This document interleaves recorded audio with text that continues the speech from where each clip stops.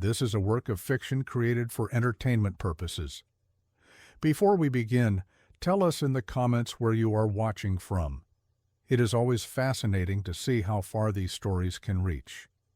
The winter of 1961 brought unusual silence to the Ozark Mountains of southern Missouri.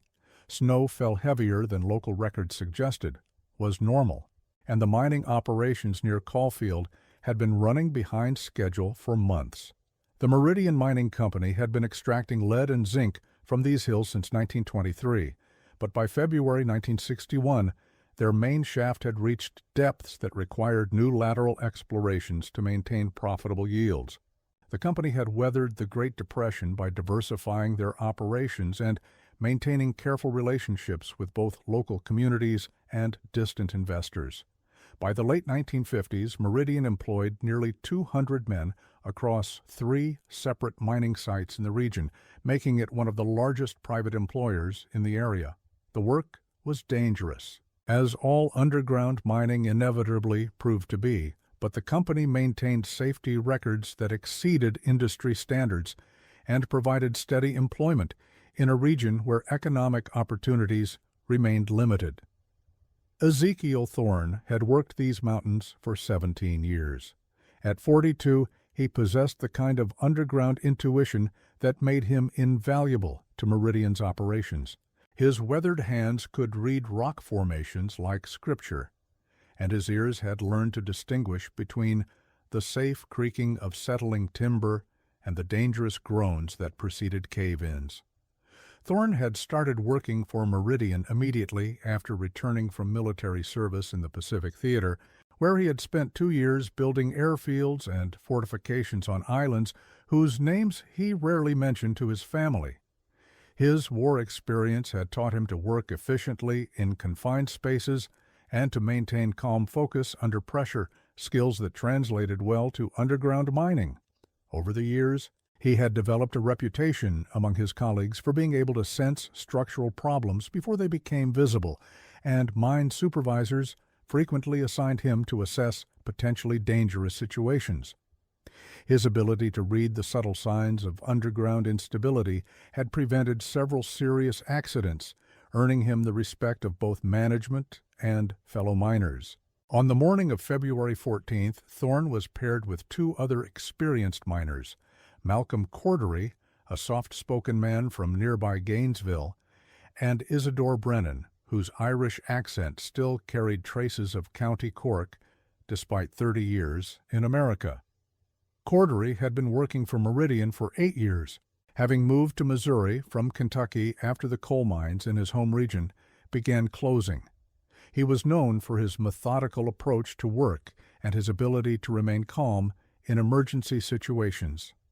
His colleagues appreciated his tendency to think through problems carefully before taking action, a trait that had served him well in the unpredictable environment of underground mining. Brennan had arrived in Missouri in 1932, part of a wave of Irish immigrants seeking work during the worst years of the Depression. He had initially found employment in construction, helping to build several of the roads that connected the more remote mining operations to the main highways. When construction work became scarce, he transitioned to mining and discovered that his experience with underground construction techniques made him valuable for the more complex excavation projects that Meridian occasionally undertook. His colleagues knew him as a man who kept his own counsel, but could be counted on to work harder than anyone else when circumstances demanded it. The 3 men had been assigned to investigate an anomaly detected during the previous week's blasting operations. Seismographic readings suggested that the explosion had opened access to what appeared to be a pre-existing cavity approximately 200 feet below their current excavation level. Company geologist Silas Hogarth had reviewed the data twice before authorizing the exploration, noting in his report that natural limestone caves were common throughout the Ozark region, though none had been previously documented at such depths in this particular area. Hogarth was a methodical man who had spent 15 years working for various mining companies throughout the Midwest before joining Meridian in 1954. His background included geological surveys for both private companies and government agencies, and he had developed expertise in identifying subsurface formations that might affect mining operations. His reports were known for their precision, and his recommendations were generally followed without question by company management. The decision to investigate the anomaly reflected both standard safety protocols and Hogarth's personal curiosity about geological formations that deviated from expected patterns. The seismographic equipment that had detected the anomaly was relatively new technology for mining operations of Meridian size.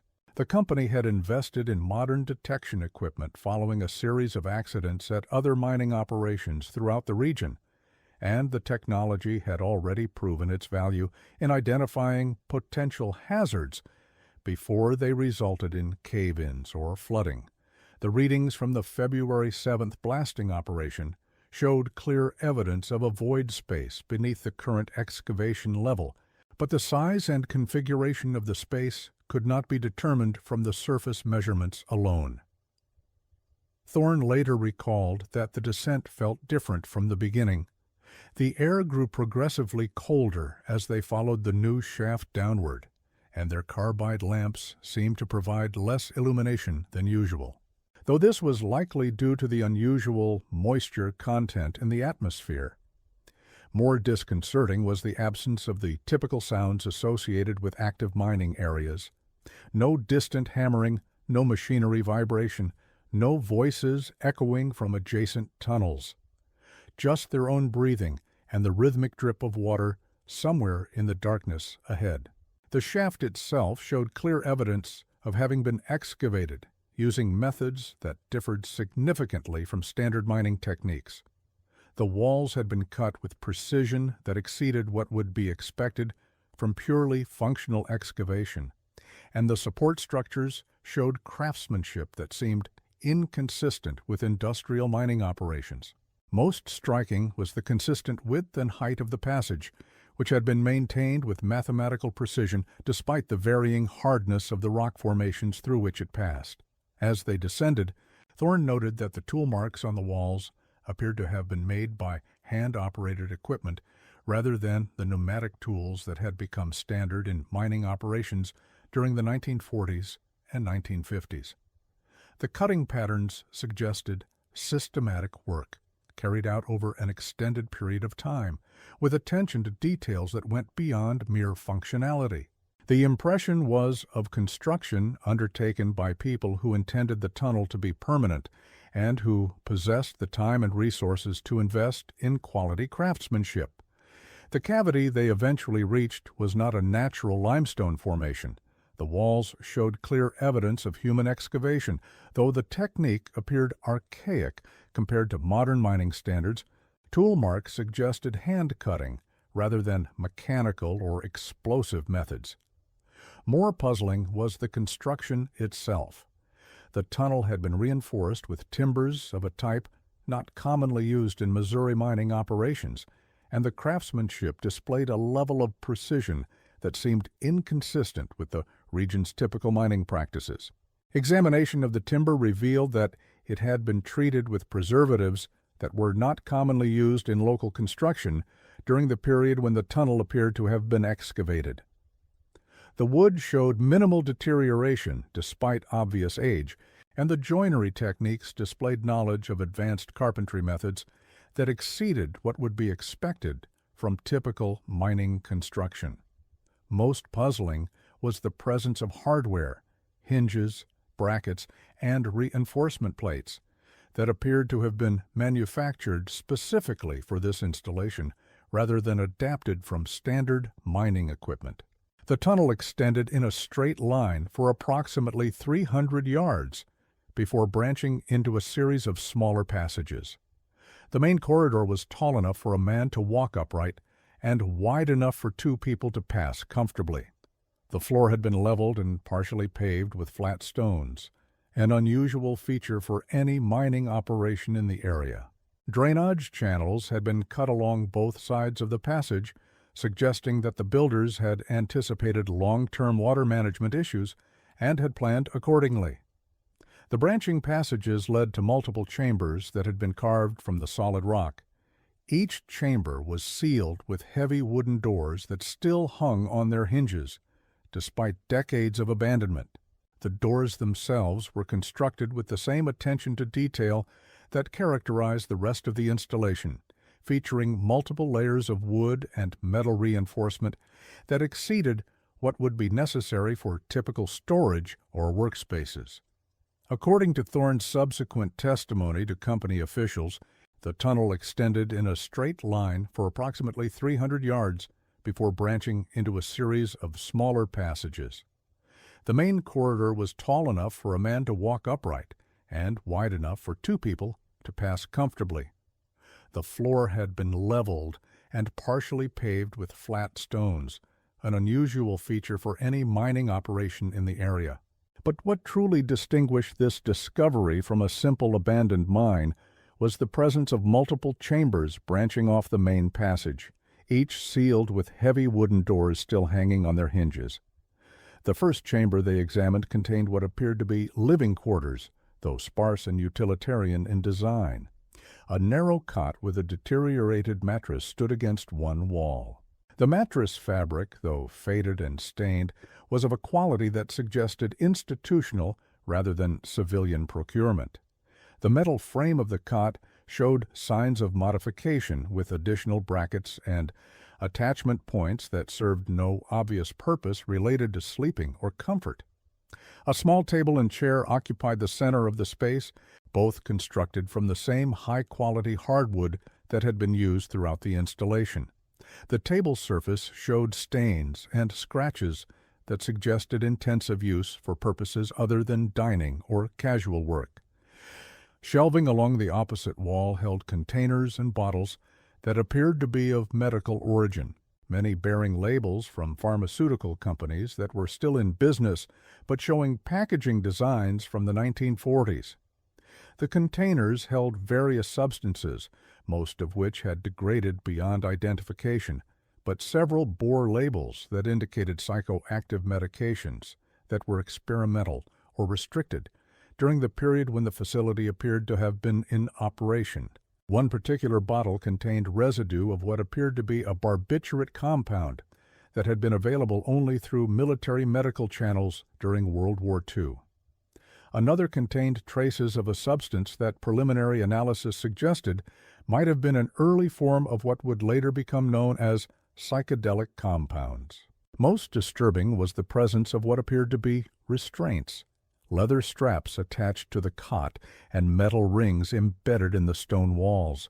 The leather showed wear patterns consistent with prolonged use, and the metal rings were positioned at heights that would allow for the restraint of a person lying on the cot or standing against the wall. Additional hardware suggested that more extensive restraint systems had been installed but subsequently removed, leaving only the anchor points embedded in the stone. The chamber also contained personal effects that suggested it had been occupied by multiple individuals over time. Items of clothing, though deteriorated, showed different sizes and styles that indicated the space had housed various people rather than serving as quarters for a single long-term resident. A small collection of books, many in poor condition due to moisture damage, included medical texts, psychological studies, and what appeared to be personal journals or diaries written in multiple handwriting styles. The second chamber revealed more extensive evidence of medical activity. Surgical instruments lay arranged on a metal table, their steel surfaces showing only minimal corrosion despite obvious age. The instruments included standard medical tools such as scalpels, forceps, and syringes, but also specialized equipment that appeared to be designed for neurological procedures. Several instruments bore manufacturer marks from companies that had produced medical equipment for military hospitals during World War II. Glass cabinets contained additional pharmaceutical supplies, many still bearing original labels that indicated they had been procured through military medical supply channels. The variety of medications suggested that the facility had been equipped to treat a wide range of conditions, though the specific combinations of drugs raised questions about the nature of the treatments being administered. Several bottles contained compounds that were later identified as experimental drugs that had never been approved for civilian medical use. Detailed charts hung on the walls displaying anatomical drawings and what appeared to be patient observation records. The anatomical drawings focused primarily on neurological systems, with particular attention to brain structure and nervous system function. Many of the drawings included annotations in multiple handwriting styles, suggesting that they had been used for teaching or reference purposes by various medical personnel over time. The patient observation records were more disturbing. Written on forms that bore the letterhead of various state mental health institutions, they documented behavioral observations, drug reactions, and treatment outcomes for individuals identified only by numbers rather than names. The observations covered periods ranging from several weeks to more than 2 years, suggesting that patients had been confined at the facility for extended periods while undergoing experimental treatments. Many of the observation records included detailed notes about patient responses to various drug combinations, sensory deprivation techniques, and psychological manipulation methods that appeared to have no legitimate therapeutic purpose. The language used in these records was clinical and dispassionate, describing human suffering in terms that reduced patients to subjects of scientific inquiry rather than individuals deserving of medical care and human dignity. It was in the third chamber that the miners discovered the documentation that would eventually lead to a formal investigation. Metal filing cabinets lined the walls, their contents largely intact due to the consistent temperature and humidity of the underground environment. The cabinets contained hundreds of patient files, correspondence, and research notes, all bearing the letterhead of an organization called the Regional Medical Research Collective. The patient files were organized according to a numbering system that appeared to correspond to the sequence in which individuals had been admitted to the facility.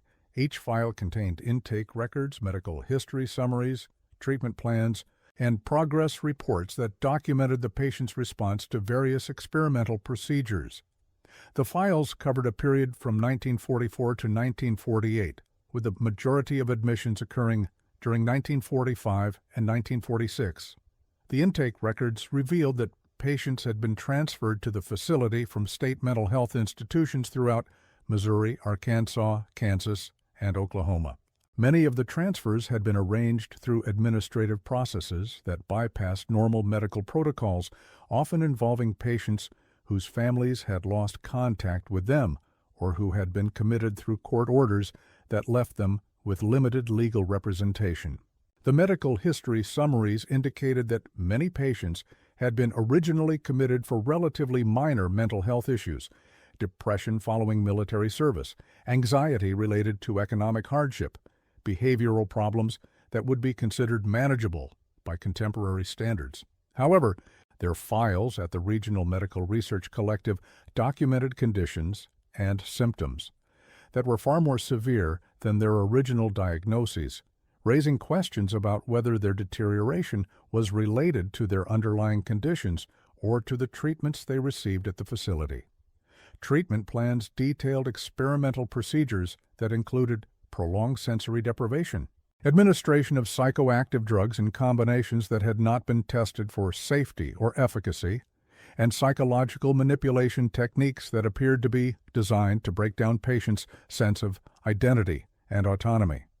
Many treatment plans included objectives that related more to behavioral control than to therapeutic improvement, with success measured by patients' compliance and submissiveness, rather than by recovery or symptom reduction. Progress reports documented the systematic deterioration of patients' mental and physical health over the course of their confinement. Patients who had been admitted with relatively minor conditions often showed progressive decline in cognitive function, emotional stability, and basic self-care abilities. The reports described these changes in clinical language that obscured the human cost of the experimental procedures being conducted. Correspondence found in the files indicated that the facility had been established with minimal oversight. taking advantage of the isolated location and the general public indifference to the treatment of mental patients during the 1940s. Letters exchanged between facility administrators and various state institutions showed a pattern of patient transfers that bypassed normal bureaucratic channels, often involving individuals whose families had lost track of their whereabouts. The correspondence revealed that state mental health institutions were eager to transfer patients who were considered difficult to manage or who required expensive long-term care.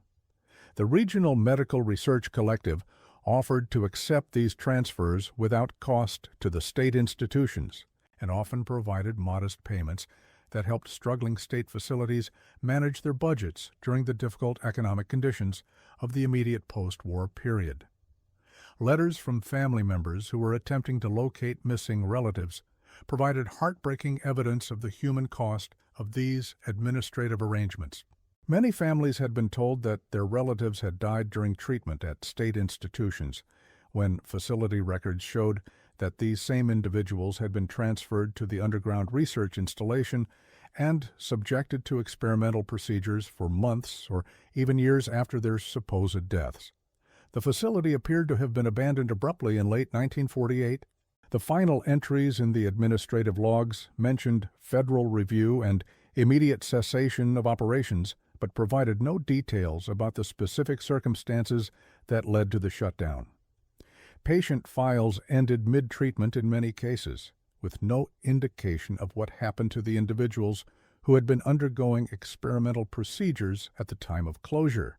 Administrative records suggested that the facility had been operating under the direction of Dr. Clarence Whitmore, a psychiatrist who had previously worked at several state mental hospitals before establishing this private research operation. Whitmore's academic credentials were impressive. He had received his medical degree from Washington University in St. Louis and had completed psychiatric training at several prestigious institutions. However, his research interests had apparently extended into areas that mainstream medical institutions were unwilling to support. Letters found in the facility indicated that Whitmore had received funding from several sources, including government agencies that were not clearly identified in the available documentation. References to military medical research contracts and intelligence community requirements suggested that the experimental procedures conducted at the facility were related to broader government research programs, though the specific nature of these connections remained unclear from the available records. Whitmore's personal correspondence revealed a man who was convinced that traditional psychiatric treatment methods were inadequate for addressing what he considered to be fundamental problems of human behavior and social adaptation. His letters described mental illness not as a medical condition requiring compassionate treatment, but as a form of social deviance that needed to be controlled or eliminated through scientific intervention. The research conducted at the facility appeared to be focused on developing techniques for behavioral modification and psychological control that could be applied on a broader scale. Experimental procedures were designed to test methods of memory suppression, personality alteration, and conditioned response training that went far beyond any legitimate medical research of the era. When Thorne, Cordery, and Brennan emerged from the tunnel that evening, they were faced with a decision that would affect all three men for the remainder of their lives. Company policy required them to report any significant discoveries during mining operations, but the nature of what they had found seemed to transcend normal corporate protocols. The documentation they had seen suggested criminal activity on a scale that exceeded anything they had encountered in their personal or professional lives. After considerable discussion, they agreed to inform Silas Hogarth of their discovery, but to emphasize the historical rather than the disturbing aspects of the find. They understood that their report would likely trigger an investigation that could disrupt mining operations and attract unwanted attention to the area. However, they also recognized that the evidence they had discovered represented potential crimes that could not be ignored despite the passage of time. Their initial report to Hogarth focused on the construction quality and historical significance of the underground installation, describing it as a possible historical site that might be of interest to archaeological researchers. They mentioned the presence of medical equipment and documentation, but downplayed the disturbing nature of what they had seen, hoping to allow Hogarth to form his own conclusions based on direct observation rather than their potentially inflammatory descriptions. Hogarth's initial response was cautious but professional. As company geologist, he had encountered various abandoned mining operations throughout his career, and he approached this discovery as a potentially interesting historical footnote rather than a source of serious concern. His experience included documentation of several historical sites that had been discovered during mining operations, and he understood the protocols for balancing historical preservation with ongoing business operations. However, when he accompanied the miners on a return visit to the tunnel 2 days later, his perspective changed dramatically. The systematic nature of the installation and the scope of the documentation far exceeded anything he had previously encountered. His geological training had taught him to analyze evidence objectively, and the evidence contained in the underground facility pointed to activities that were both morally reprehensible and potentially criminal. According to his personal notes, later found among his papers after his death in 1967, Hogarth was particularly disturbed by the systematic nature of the facility and the thoroughness of the documentation. The research files suggested that the experiments conducted at the site had been part of a larger network of similar operations, with frequent references to other facilities and research collaborations that implied a coordinated program of human experimentation. More troubling was evidence that the experimental subjects had included not only patients from state mental institutions, but also individuals who appeared to have been committed specifically for the purpose of serving as research subjects. Administrative correspondence described procedures for identifying and acquiring subjects who met specific criteria for research purposes, suggesting that the facility's operations extended beyond treating existing mental health patients to actively seeking individuals who could be used for experimental procedures. Hogarth's geological expertise allowed him to determine that the underground facility had been constructed over a period of several years, requiring substantial investment in both labor and materials. The precision of the excavation and the quality of the construction suggested that the project had been planned and executed by individuals with significant resources and professional expertise. This was not a hastily improvised operation, but a carefully designed installation intended for long-term use. Analysis of the construction materials revealed that many components had been procured through military supply channels, suggesting connections to government contracting systems that were not accessible to typical civilian construction projects. Hardware, medical equipment, and even basic construction supplies bore manufacturer marks and procurement codes that indicated military or government purchase orders. The decision to involve law enforcement was made reluctantly, and only after Hogarth had spent several weeks attempting to determine the appropriate civilian authorities to contact. The isolated location of the facility straddled county lines, creating jurisdictional complications, and the age of the potential crimes raised questions about applicable statutes of limitations. The complexity of the legal issues involved, combined with the potential implications for government agencies that might have been connected to the facility's operations, made it difficult to determine the appropriate course of action. Eventually, Hogarth contacted the Missouri State Police, who assigned Detective Lieutenant Gareth Oakes to investigate the matter.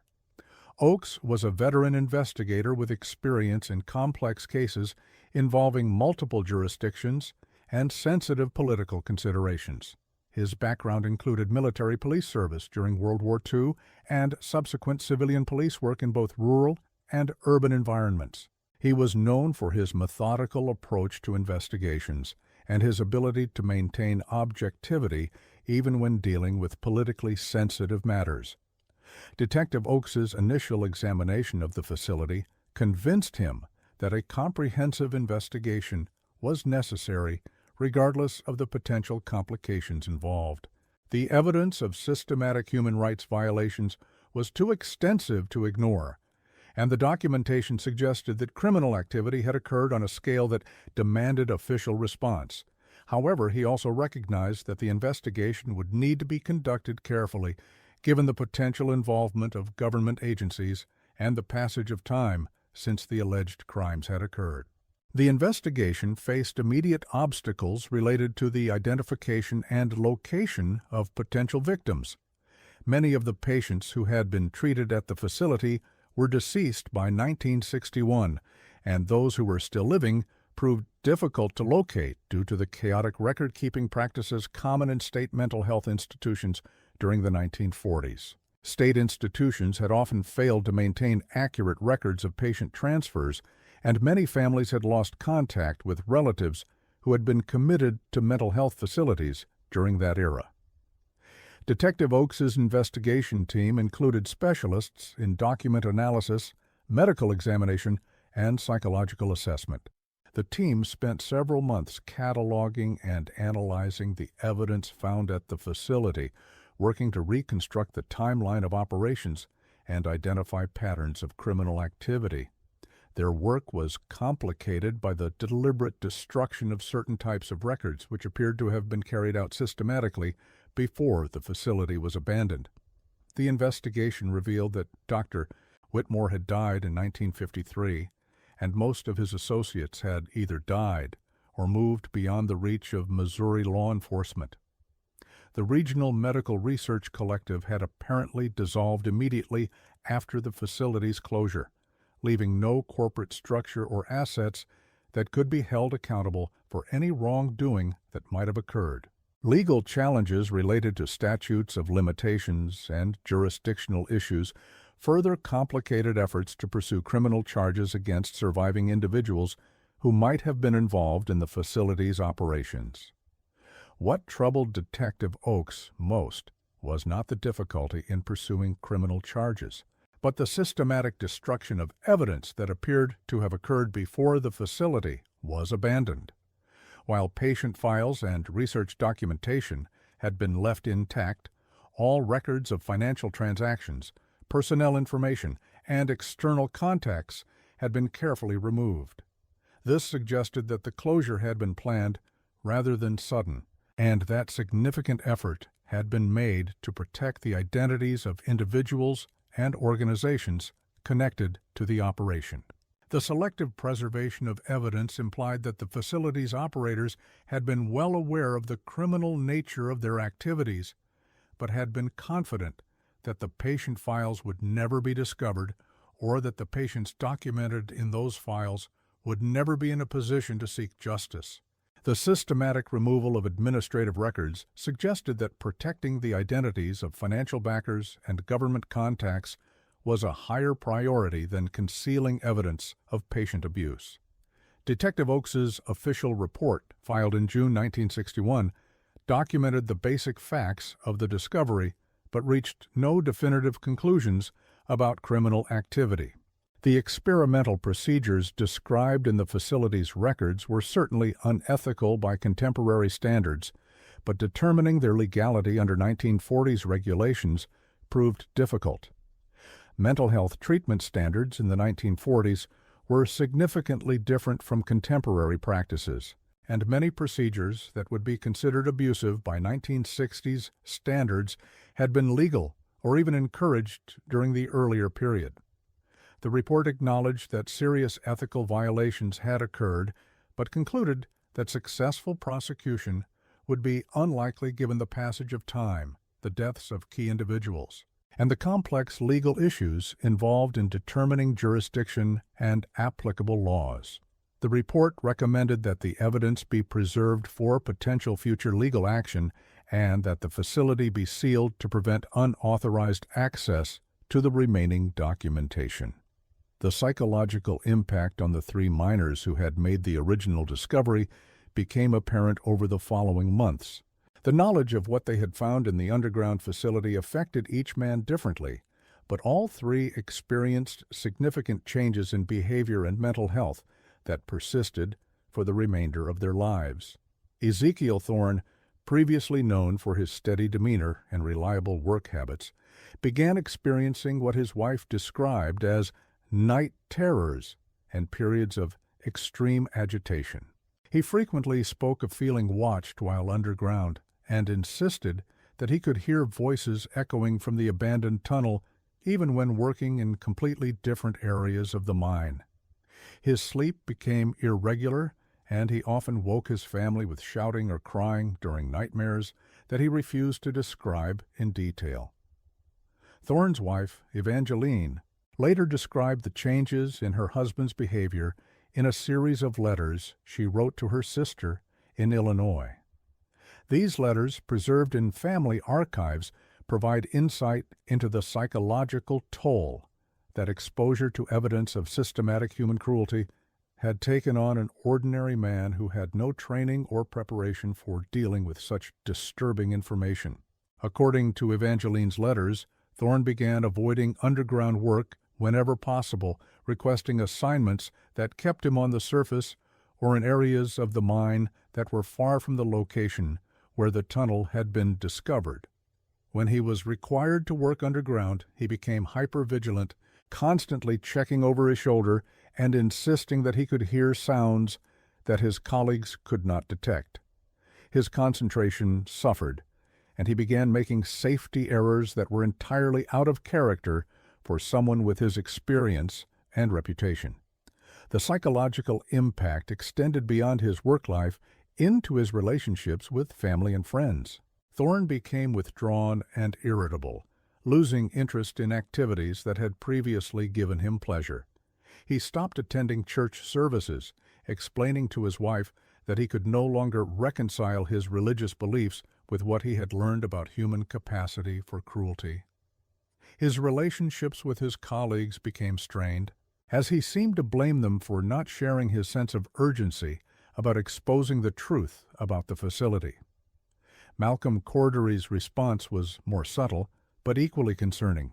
He became increasingly withdrawn from his family and coworkers, spending hours alone reading and rereading the facility's patient files that Detective Oakes had allowed him to review as part of the investigation. Cordery became obsessed with tracing the identities of the experimental subjects, convinced that many of them had been wrongfully committed and subjected to procedures that amounted to torture. Cordery's wife, Delilah, noticed that her husband had begun keeping extensive notes about the patient files, creating detailed timelines and cross-references that he hoped would help identify patterns in the facility's operations. He contacted libraries and historical societies throughout the region, attempting to locate additional information about the patients and the circumstances of their commitments to mental health institutions. His research became an obsession that consumed his free time and strained his family relationships. The depth of Cordery's research revealed disturbing patterns in the way patients had been selected and transferred to the facility. Many had been individuals whose families had limited resources to advocate for them, or who had been isolated from their communities due to their mental health conditions. Others had been military veterans who had been struggling with what would now be recognized as post-traumatic stress disorder, but who had been diagnosed with various psychiatric conditions that made them vulnerable to experimental treatment. Cordery's investigation also revealed that several patients had been committed to mental health institutions under circumstances that appeared to be questionable. Court records showed that some commitments had been based on minimal evidence of mental illness, often involving testimony from family members who stood to benefit financially from the person's institutionalization. Others had been committed following arrests for minor crimes, with mental health treatment used as an alternative to incarceration that effectively removed them from society indefinitely.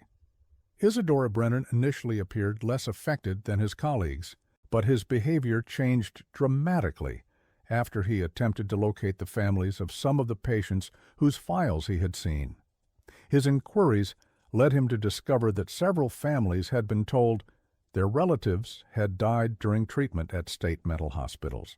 When the facility's records showed these same individuals had been transferred to the underground research installation and subjected to experimental procedures for months or even years after their supposed deaths. Brennan's investigation involved contacting churches, community organizations, and local government offices in small towns throughout the region where patients had originally lived. His inquiries often uncovered painful family histories of loss and abandonment, as relatives shared their memories of family members who had disappeared into the mental health system and never returned. Many families had accepted official explanations about their relatives' deaths without question, trusting that government institutions would provide accurate information about the fate of their loved ones. The discovery that these official explanations had been lies devastated Brennan, who had maintained strong faith in the integrity of government institutions despite his immigrant background and the discrimination he had sometimes faced. Learning that state officials had systematically deceived families about the deaths of their relatives while allowing those same individuals to be used as experimental subjects, challenged his fundamental beliefs about American justice and moral authority. Brennan began documenting the discrepancies he had discovered, creating detailed records of families who had been deceived about their relatives' fates. His documentation included death certificates that had been falsified, burial records that had been fabricated, and correspondence between state institutions that revealed the systematic nature of the deception. The scope of the lies and cover-ups extended far beyond the underground facility itself, implicating multiple state agencies and officials in ongoing criminal activity. The weight of this knowledge affected all three miners in different ways, but the common result was a growing sense of responsibility to ensure that the full truth about the facility was revealed to the public.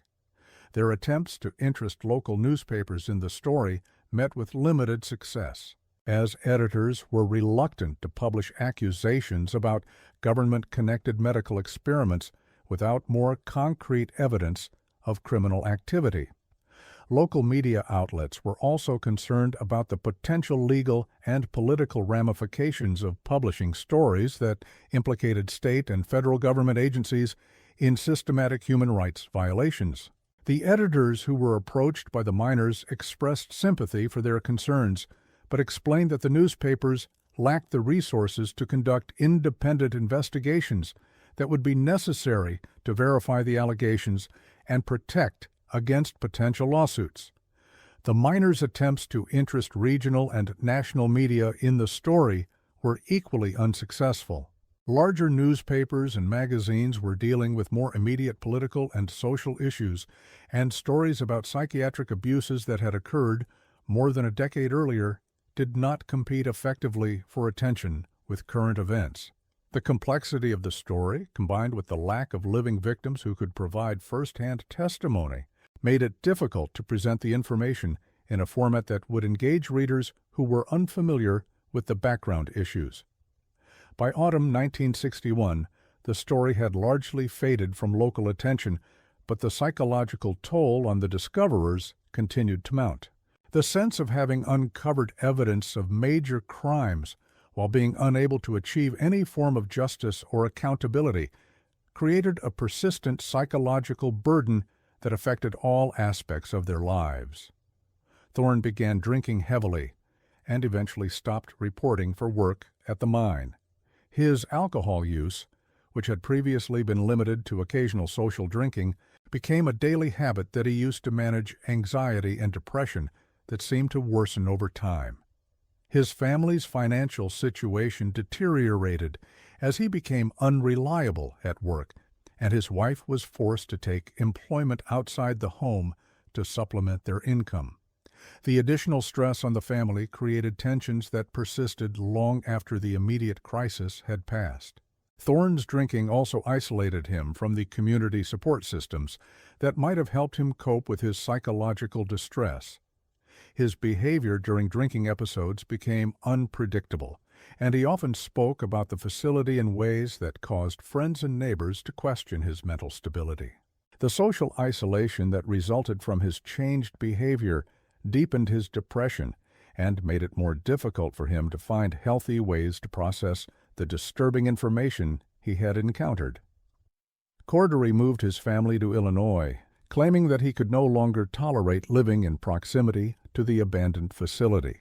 The move was difficult financially, as he had to abandon his accumulated seniority at Meridian Mining and start over with a new employer in an unfamiliar location. His wife resented the disruption to their lives and struggled to understand why her husband could not simply forget about what he had seen and move on with their lives. The family's relocation to Illinois initially seemed to improve Cordery's mental state, as the physical distance from the facility reduced his daily anxiety and allowed him to focus on establishing a new routine. However, his obsession with researching the facility continued, and he used his free time to visit libraries and archives throughout the Midwest, searching for additional information about the Regional Medical Research Collective and its operations. Cordery's research revealed that the underground facility near Caulfield had not been an isolated operation, but part of a broader network of experimental installations that had operated throughout the United States during the 1940s and 1950s. He found references to similar facilities in documents from other states, often operating under different organizational names, but showing similar patterns of patient selection, experimental procedures, and systematic cover-ups. Brennan continued working at the mine, but his colleagues noted that he had become obsessed with documenting every detail of the discovery, filling notebook after notebook with transcripts of the files and his own theories about the broader implications of the research that had been conducted underground. His documentation efforts became increasingly systematic as he attempted to create a comprehensive record that could be used for future legal action or historical research. Brennan's notebooks included detailed floor plans of the underground facility, complete transcripts of key documents, and extensive cross-references that connected the information found at the site with broader historical and political contexts. His documentation also included his own analysis of the experimental procedures, drawing on medical and psychological knowledge he had acquired through independent research to interpret the significance of what had been done to the facility's patients. The quality and thoroughness of Brennan's documentation reflected both his personal commitment to preserving the evidence and his growing understanding of the historical significance of what they had discovered. His notes revealed a man who had come to understand that the facility represented not just isolated criminal activity, but evidence of broader systematic failures in government oversight and moral authority that had implications extending far beyond the immediate victims. The abandoned tunnel was officially sealed by Meridian Mining Company in December 1961, ostensibly for safety reasons related to structural instability. Company officials cited concerns about unauthorized exploration and potential liability issues, though employees noted that the sealing operation was conducted with unusual secrecy and appeared to involve more extensive measures than would be necessary for a simple safety closure. The sealing operation involved backfilling the entire main tunnel with concrete and debris, effectively making it impossible to access the underground chambers without major excavation efforts.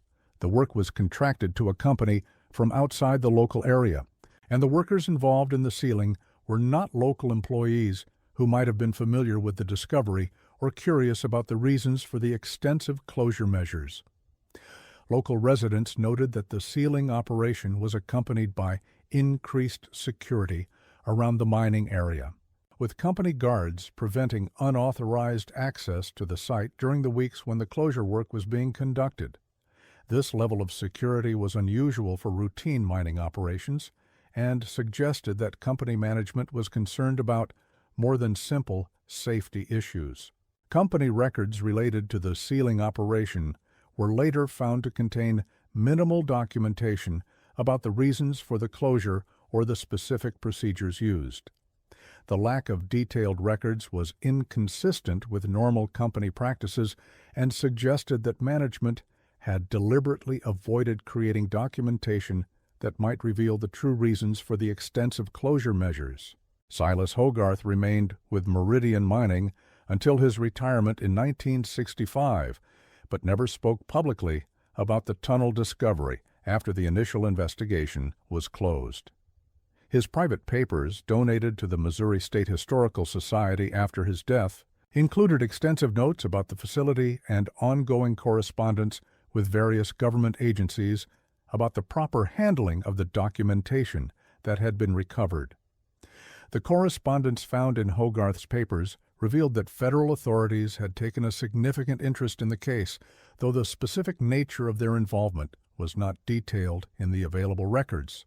Letters from government agencies requested copies of specific documents found at the facility and asked detailed questions about the construction and layout of the underground installation. The tone of these letters suggested that the federal interest went beyond academic curiosity or routine law enforcement concerns. Some of Hogarth's correspondence indicated that government agencies had requested that information about the facility be classified or restricted from public access. While Hogarth apparently resisted these requests to some degree, his papers suggest that he eventually agreed to limit public discussion of the discovery in exchange for assurances that the evidence would be preserved and that appropriate authorities would continue investigating the matter through classified channels. The broader implications of the discovery became clearer over time, as similar facilities were documented in other parts of the United States during the 1960s. The underground research installation near Caulfield appeared to have been part of a network of experimental psychiatric facilities that operated with minimal oversight during the 1940s, taking advantage of public attitudes toward mental illness that permitted extreme interventions with little regard for patient welfare or informed consent. Research conducted in the late 1960s by Professor Atticus Grayson of the University of Missouri revealed that the Regional Medical Research Collective had received funding from multiple sources, including military research programs that were investigating psychological manipulation techniques for potential intelligence applications. Dr. Whitmore's experiments appeared to have been designed to test methods of memory suppression, behavioral control, and psychological conditioning that went far beyond any legitimate medical research of the era.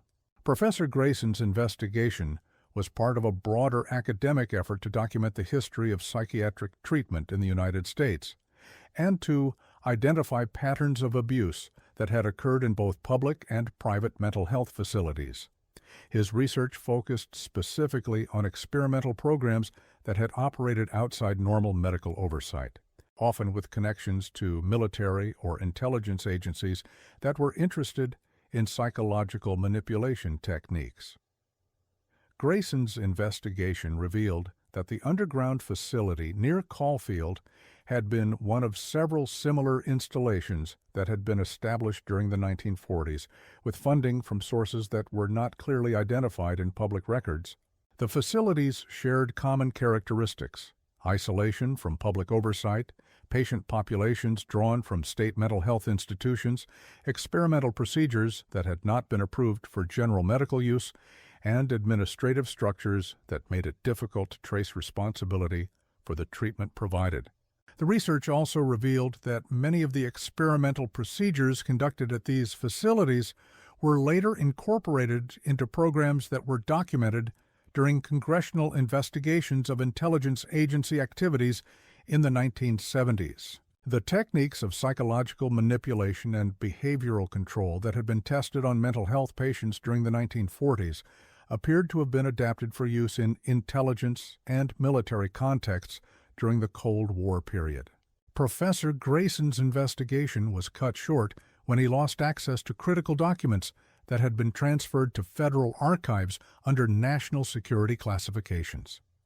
His attempts to continue the research through Freedom of Information Act requests were unsuccessful, as government agencies claimed that records related to the Regional Medical Research Collective either did not exist or were protected by ongoing security considerations.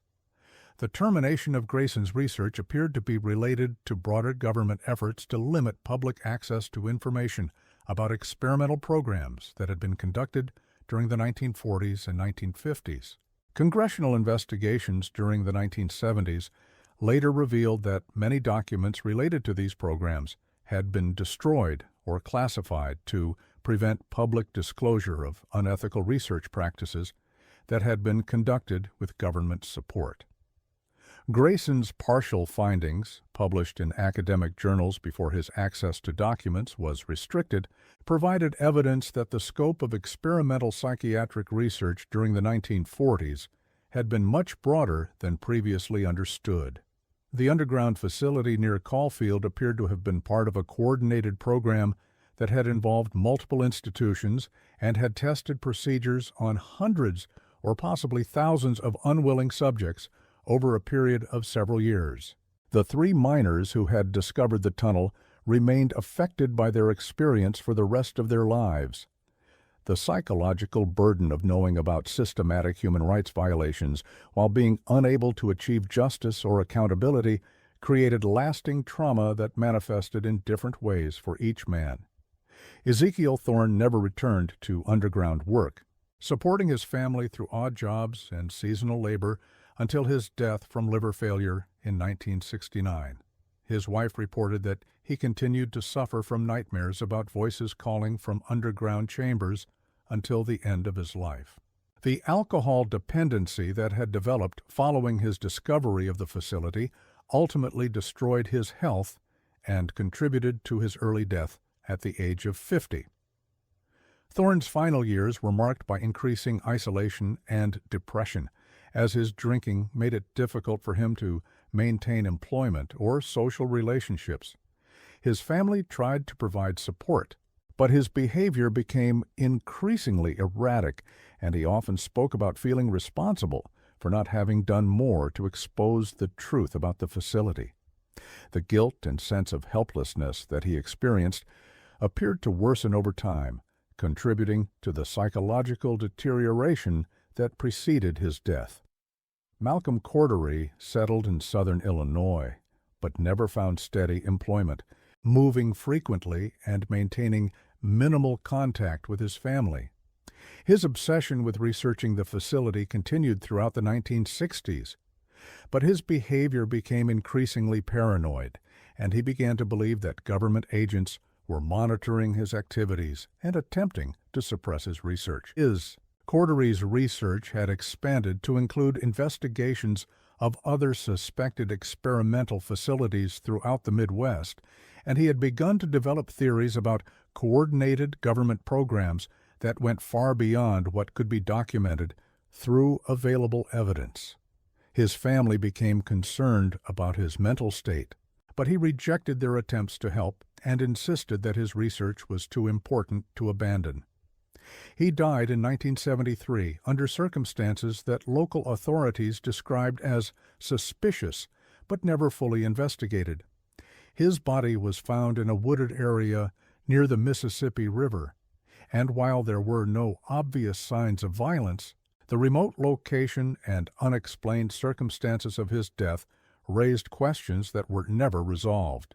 His family suspected that his death might have been related to his research activities, though law enforcement agencies found no evidence to support those suspicions. Isidore Brennan continued documenting his research into the facility until his death in 1971. His notebooks, found by his daughter after his funeral, contained hundreds of pages of transcribed medical records, patient names and addresses, and theories about the connections between the Regional Medical Research Collective and broader government research programs. The thoroughness and organization of his documentation revealed the depth of his commitment to preserving evidence that might be used for future legal action or historical research. Brennan's notebooks also included correspondence with families of patients who had been treated at the facility, as well as documentation of his efforts to locate additional information about similar facilities in other states. His research had revealed patterns of patient selection and transfer that suggested a coordinated program extending far beyond the single facility near Caulfield, and he had developed detailed theories about the organizational structures that had made such programs possible. His daughter attempted to interest journalists and academics in her father's research, but found little enthusiasm for revisiting a case that had been officially closed for nearly a decade. The complexity of the information and the sensitive political implications made it difficult to find researchers who were willing to invest the time and effort necessary to continue the investigation. The location of the sealed tunnel remains known to Meridian Mining Company officials, though current ownership of the mineral rights in that area has changed hands several times since 1961. Local residents occasionally report unusual sounds emanating from the hillside where the tunnel entrance was located, though these accounts are generally attributed to wind patterns or settling of the underground structures. Mining operations in the area have continued over the decades, but workers have been instructed to avoid excavations that might approach the sealed facility.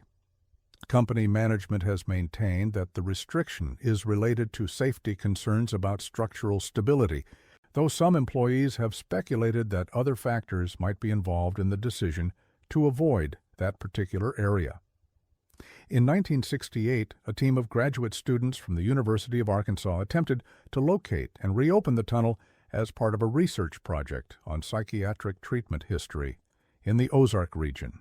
Their efforts were unsuccessful as the sealing operation had apparently involved backfilling the entire shaft with concrete and debris that made excavation prohibitively expensive and dangerous. The students did discover evidence of the original entrance, including concrete barriers and warning signs that had been installed by the mining company. However, they were unable to gain access to the underground chambers, and university officials eventually terminated the research project due to safety concerns and lack of cooperation from local authorities. The broader story of unethical psychiatric research conducted during the 1940s and 1950s has become better documented over time, but the specific details of the Regional Medical Research Collective remain largely unknown. Congressional investigations during the 1970s revealed evidence of numerous experimental programs that had been conducted with government support, but many records had been destroyed, and surviving documentation often omitted details that would allow for a complete reconstruction of what had occurred. The facility discovered by the three miners appears to have been one of numerous similar operations that took advantage of vulnerable populations and minimal oversight to conduct experiments that would be considered criminal by contemporary standards. The systematic nature of the patient selection process, the sophisticated experimental procedures, and the careful documentation of results all suggest that these facilities were part of a coordinated research program rather than isolated instances of individual misconduct. What makes the Caulfield discovery particularly disturbing is not just the nature of the experiments that were conducted, but the systematic way in which evidence was preserved and then concealed. The careful maintenance of patient records alongside the deliberate destruction of financial and administrative documentation suggests that the facility's operators were well aware of the questionable legality of their activities, but confident that their patients would never be in a position to seek justice or compensation for the treatment they had received. The psychological impact on the miners who made the discovery illustrates how exposure to evidence of systematic human cruelty can affect individuals who have no direct connection to the original events. All three men struggled with feelings of responsibility to expose the truth about what they had found, while simultaneously feeling powerless to achieve meaningful accountability for crimes that were decades old and involved institutions that no longer existed. The burden of knowledge that cannot be acted upon creates a particular form of psychological trauma that differs from direct victimization, but can be equally damaging to mental health and social functioning. The miner's experience demonstrates how the discovery of evidence of systematic injustice can create moral and emotional conflicts that persist throughout a person's lifetime, particularly when societal institutions prove inadequate or unwilling to address the injustices that have been revealed. The tunnel remains sealed. The documentation has been scattered across various archives and private collections, and the patients who were subjected to experimental procedures have been dead for years. But the questions raised by the discovery continue to resonate. How many similar facilities operated in remote locations across the United States? How many individuals were subjected to experimental treatments without their knowledge or consent? And what other secrets remain buried in the hills and valleys of regions where oversight was minimal and public attention was scarce? The incomplete nature of the historical record makes it impossible to determine the full scope of the experimental programs that operated during the 1940s and 1950s. Government agencies have acknowledged that unethical research was conducted during that period, but have maintained that comprehensive documentation is not available due to the destruction of records and the passage of time. The result is a historical gap that makes it difficult to understand the full extent of the violations of human rights that occurred during that era. The winter silence that settled over the Ozark Mountains in 1961 eventually lifted, but for those who knew what lay beneath the snow-covered hillsides, the silence carried different implications. It was the silence of voices that would never be heard again, of stories that would never be fully told, and of a justice that would never be achieved for those who had disappeared into the darkness of underground chambers where human dignity meant nothing and scientific curiosity justified any level of cruelty. The abandoned tunnels serve as a reminder that some discoveries reveal truths that are too disturbing to acknowledge and too dangerous to ignore. The three miners who opened that tunnel in 1961 learned that knowledge can be a burden as well as a power, and that some doors, once opened, can never be truly closed again. Their experience demonstrates that the moral responsibility to bear witness to injustice can persist long after the possibility of achieving justice has passed, creating psychological burdens that can last a lifetime. The legacy of the discovery extends beyond the immediate impact on the miners themselves to raise broader questions about the responsibility of individuals and institutions to confront evidence of systematic wrongdoing. The failure to achieve accountability for the crimes documented at the facility reflects broader failures in legal and political systems that proved inadequate to address violations of human rights that occurred outside normal oversight mechanisms. The story of the underground facility near Caulfield serves as a reminder that the capacity for systematic cruelty exists within ordinary institutions and can be facilitated by bureaucratic structures that prioritize efficiency and secrecy over human welfare and moral accountability. The careful documentation found at the facility reveals that the experimental procedures were not the result of individual madness or isolated criminal activity, but of systematic programs that treated human beings as expendable resources in pursuit of scientific and political objectives.